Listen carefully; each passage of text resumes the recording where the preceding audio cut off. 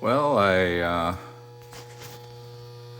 put the panel back into the box. There's still a few things I need to set up, but it's hooked up. I think I still have a bit of tweaking to do, but it works, well, better than the original control that I had on here.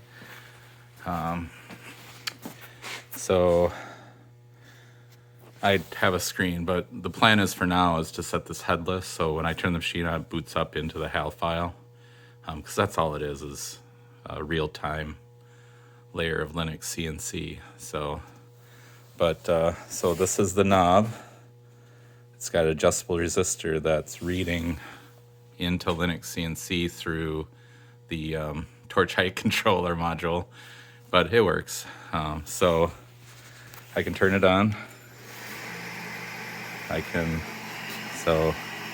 speed it up.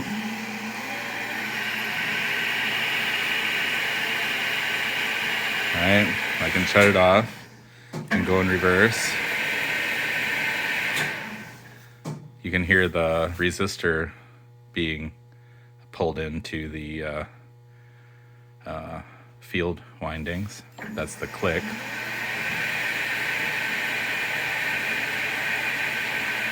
And the best part is I can do this.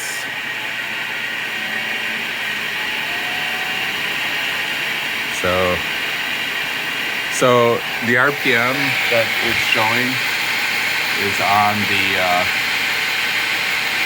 the motor, and there's like a 0.9 something ratio of the belts. So I have it scaled pretty good now. And you can shut it off. Stops pretty quickly. Turn it back on.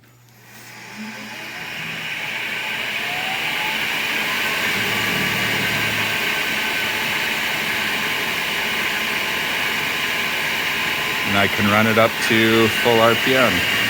Well, pretty close. Yeah, that's pretty close. Shut it off. I'm pretty happy with that. Turn it back on.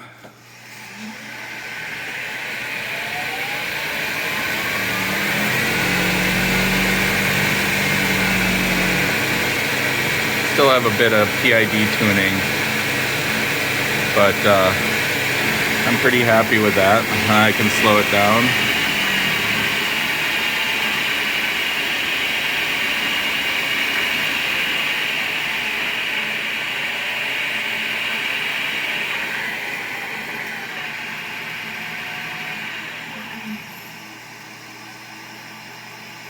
And we hardly ever ran it in back gear because this gave you a pretty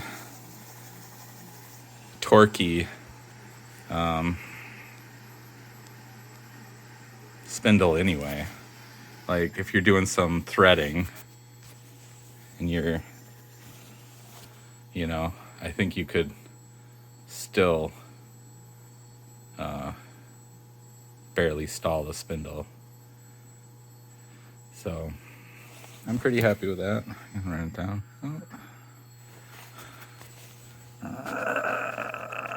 Yeah, it's pretty impressive, that motor. Can you see it in there?